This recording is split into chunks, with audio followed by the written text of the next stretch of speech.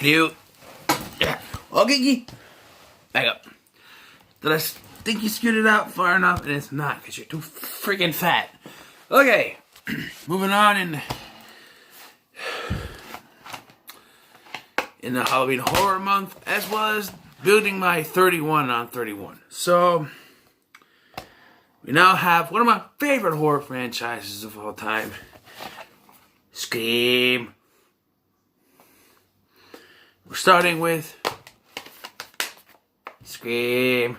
So, yep, yes, I know it says 5 film set. This came with a couple documentaries on a bonus disc, but I took that out and put in Scream 4, so it was all in one set. Okay? Just because it says 4, or just because it says 5, doesn't mean shit. No, I enjoy all the Scream films, as well as all 3 seasons of Scream. Yes, even season 3, I hear people hate on, but that was okay. And eventually, I might do the TV seasons, but I only have season 1 on DVD, and like, I'd have to find a way to buy season 2 and 3 off of Xbox to do that, so I don't know. But we are starting with the original Scream. So, what is the story? Well, before I get to the story, let me tell you how I first watched this, alright? I was, maybe 10. And you remember back in the day, before we had the cable boxes, there was the box. I don't know what exactly it was called. It was called The Box. And you get this box. And you could get your Stars, your Cinemax, your Showtime, your HBO on that. That's when they took HBO off of Channel 4 and put it in the box. At least in my town. That's how it was. Well, on that box, I watched Scream. And let me tell you, it's very interesting for a 10-year-old. I better remember anything. I can vaguely see myself sitting in the room watching it, but I can barely remember anything about it. But, yeah. This is not How I Met Your Mother. You're not gonna do a drinking game every time I say okay? No. I did that on purpose. Okay. So, now let's get to the story. The story is, someone is going around killing people, and also before the people die, they get the phone call, what's your favorite scary movie? And Sydney is the subject of this, and it's connected to her mother's murder a year earlier. I don't think that's spoiling anything, even though I do spoiler reviews all that time. Anyways, so let's start with the good. The characters, the actors that portray the characters, specifically like Jamie Kennedy, Matthew Lillard, like this is their niche, right? This is their, this is the kind of movie they belong in, where it's a scary movie, but there's also some comedy to it, and it like breaks the fourth wall sometimes. You know what I mean? Yes, they were directed by Wes Craven, I should mention that. But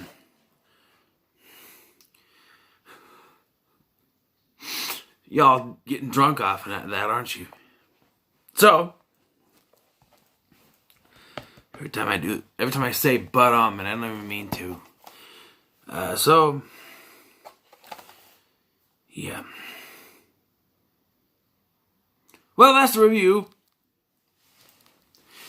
Yeah, Wes Craven had some, he sort of like had some experience with this kind of filmmaking when he did New Nightmare, which had that kind of premise where it was like, put this down here, where it was kind of like, breaking the fourth wall, and they're aware that they're in a horror movie, that sort of thing. And that's sort of the same thing this movie did. And I kind of like that kind of story, and I've always gravitated towards that sort of horror movie because that's the time that I grew up, the 90s, where when this started, there was horror movies coming out, The Faculty, even to an extent, even though it came out like 2005, Hellraiser, Hellworld was even like that too, which is why I kind of like that one. We'll get to the Hellraiser ones when I get to them, and that might be a while away because there's a few of them that I don't like watching. So, Hellraiser Inferno. So, that's gonna be a hard one to review. Anyway, yeah, I also like the Henry Winklers in this movie, even though he dies. I grew up watching Happy Days with my grandpa, my mom's dad. He came to live with us for a while. He watched Happy Days, and that's how I got into that show. So I, the Fonz, and then to see him get killed on TV. By a serial killer.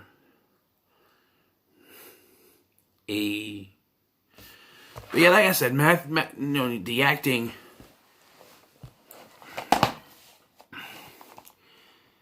The acting is good. And Nev Campbell does a good job, and even David Arquette. And okay, I'll go ahead and say it because everyone's thinking it. David Arquette and Courtney Cox met on this movie, and they eventually got married. Not married anymore, but they eventually got married.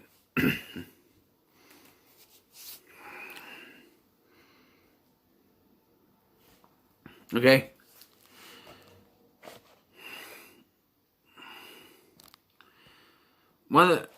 Just the only good, so I'm gonna say this. One of my favorite scenes is at the party in the climax, towards the end of the movie. You have Jamie Kennedy, his character's Randy, drunk off his ass. He's watching Halloween, and he's yelling at the TV as Ghostface is coming from behind him, and he's yelling at the TV at Jamie Lee Curtis. He's yelling, "Behind you, Jamie. Behind you. Behind you, Jamie. Behind you." And it's that's that kind of humor that I like. Where he's basically yelling at himself. "Behind you, Jamie." I love that. I love that scene. I was watching, earlier when I was ready for this review, I was just like, still funny. Too bad what happened to him in the second one. But we're not going to that yet. That'll be later. Anything else that I like? And good. The cinematography and the special effects. There's not much for special effects, but it's just when the film starts, before Drew Barrymore, we'll talk about her in a minute. You get this scream, whatever, and the phone rings, and it pops up, scream. I like that. And then you got there's some kind of transition effects here and there that I like. Talk about Drew Barrymore, alright?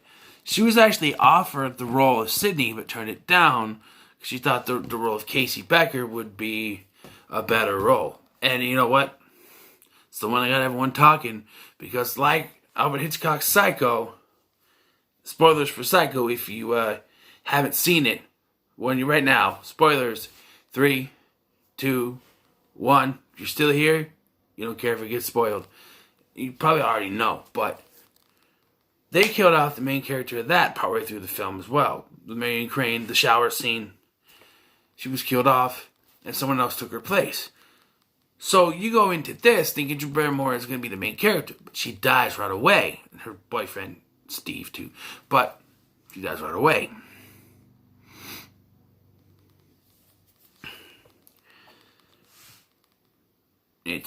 I like that. Very good. Before I get into the bad, I don't think this is I'm going to mention this one thing in the middle because I don't think it's bad. I don't think it's good. I just think, it needs to be talked about. There's been this theory going around, I've watched a video on YouTube about it, that there was possibly a third killer. Because, beginning of this film, there's clearly two killers when Casey is killed. It would take two of them to lift her up on the tree, I assume, and as fast as it goes, as fast as it is that she running, it's like Ghostface is like too fast for her. There's got to be two of them there, right? But, however, it's mentioned later that Stu was with Tatum all night. So it's just Billy then. But there's no way Billy could lift her on his own. Spoiler alert for the killers. It's Billy and Stu. Everyone knows that. You don't know that? Sorry. But, so, there had to have been two people there at least to kind of lift her up to the tree to hang her up, right? But Stu was with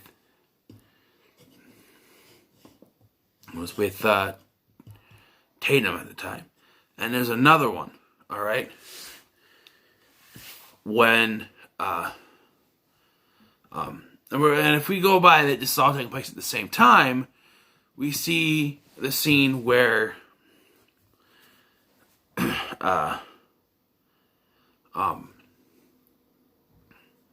Sydney and Tatum are shopping, and in a reflection, you see Ghostface in a reflection of one of the freezers. But in the next scene, which is I'm assuming is taking place at the same exact time frame, Billy and Stu are at the video store with Randy. So who was the Ghostface? Or maybe that happened before, but it was around the same time. So how can both of the killers be with Randy? Who's the third Ghostface? Who's Ghostface? You know, it doesn't match up. No, and I sit there sometimes trying to figure out which one it is that killed who. Obviously, you think it would have to be Stu that killed Casey and Steve because Casey dumped him for Steve. But if Stu was with Tatum the entire time, it doesn't make any sense. But then you got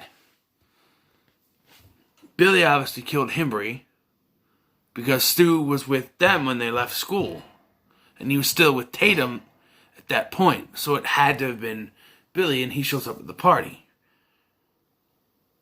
Obviously, Stu killed Tatum because Billy showed up after that, but Stu told her to go get him a beer. So it could have been Stu. Could have been Billy. Did Billy come in at that point in time and go upstairs at first? I don't know, it's getting kind of hard to figure out.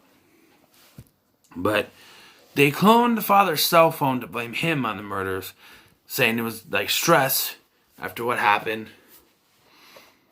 But how big of a twist would it have been if it was actually if the father was actually the third Ghostface? Right? I mean, it's a great alibi. He's going out of town on a trip, and then he comes back as Ghostface and stalks his own daughter. And he was the third Ghostface. I don't know. It's just an idea that maybe there was three killers. You never know. Oh, you can say, oh, what about Roman? Well, that twist wasn't invented yet. See, they only came up with that after the original idea for Scream 3 fell through. We'll get to that when I review Scream 3.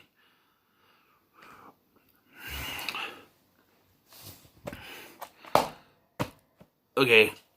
Now before we get to the bad, there's some good lines I want to talk about. Like, there's a formula to it. A very simple formula. Everybody's a suspect. I'm telling you that that's a red herring. It's Billy. Love that line. No. Because let's face it, your mother was no Sharon Stone, right? Yeah. Huh. It's a Scream, baby. I'll be right back. Oh, what was here? Great lines. Now let's get to the bad. Bad. Is there any bad? Well, let's think about this here. I guess if I have one complaint, it's that they're stupid. First of all, we know it was Stu that supposedly killed Gale at the end with the chase, but he just assumes that she died in a car accident. He doesn't even look. If you're a killer and you want to make sure there's no other survivors to stop your plan, I don't care if it look. And I'm not a killer, so I wouldn't know. But I've seen a lot of shows and movies and stuff. All right. If you're doing this, and you gotta make sure that if you're doing this killing spree, and you gotta make sure that there's no one else around. It's gotta just be Sidney and the dad left, right? You know, I would be in that frame of mind where I'd be like, okay, it looks like she might be dead, but I should still go check. I mean, she's not the brightest bulb in the box, but I would still go check to make sure. He just assumes she's dead and leaves. Dewey is stabbed in the back, but survives. Okay.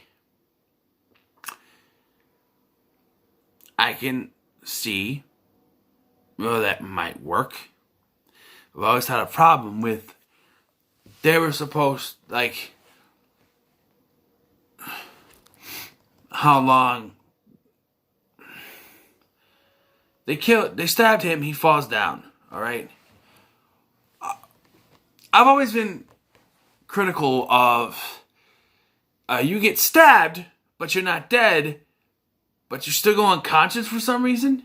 I know there's such a thing as passing out from shock, right? You get stabbed, maybe you pass out from shock, but it just always confused me. Like, oh, you get shot. I'm still alive! Why did you go unconscious then if you're still alive? That just confused me. Or was he just laying there listening to the whole plan the whole time? That's the kind of, you know, it's a confusing thing for me. I know it's a bit of a nitpick, alright? I know it's a movie, and I know maybe there's such a thing as going into shock and passing out. But, like, wouldn't he still be breathing? That's the problem, right? You shoot someone, oh, they could be dead, but if they just pass out, they're unconscious, they still breathe, right?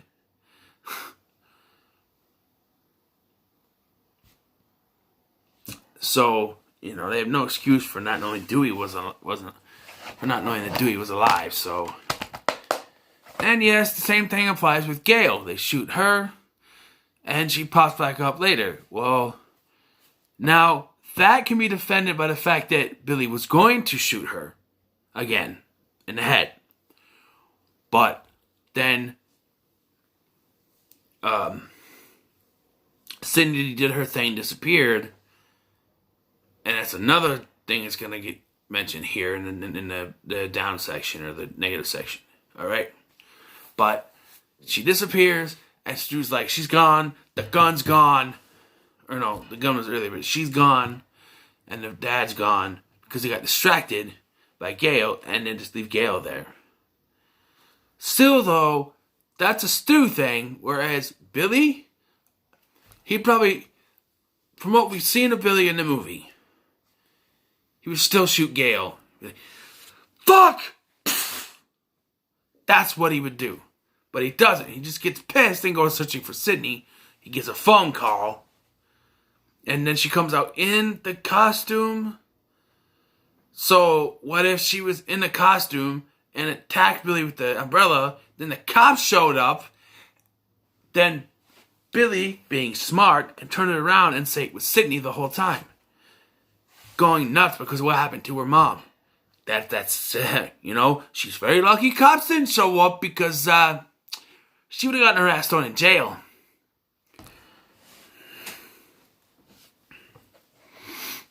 Or Stu could have fucked it up. Who knows? But okay, now another thing I want to mention is the.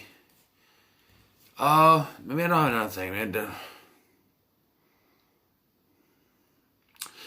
Randy. Okay, I gotta tell you, if I complain about the Dewey and the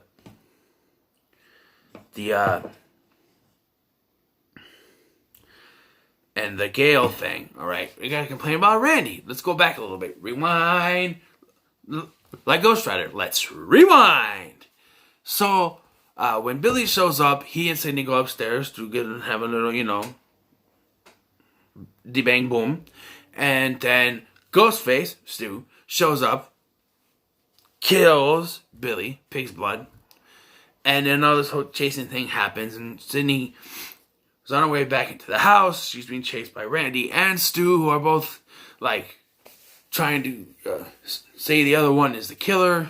But she says, fuck you both, shuts the door. Billy comes stumbling down the stairs and lets Randy in, shoots Randy, and then breaks kayfabe and becomes evil.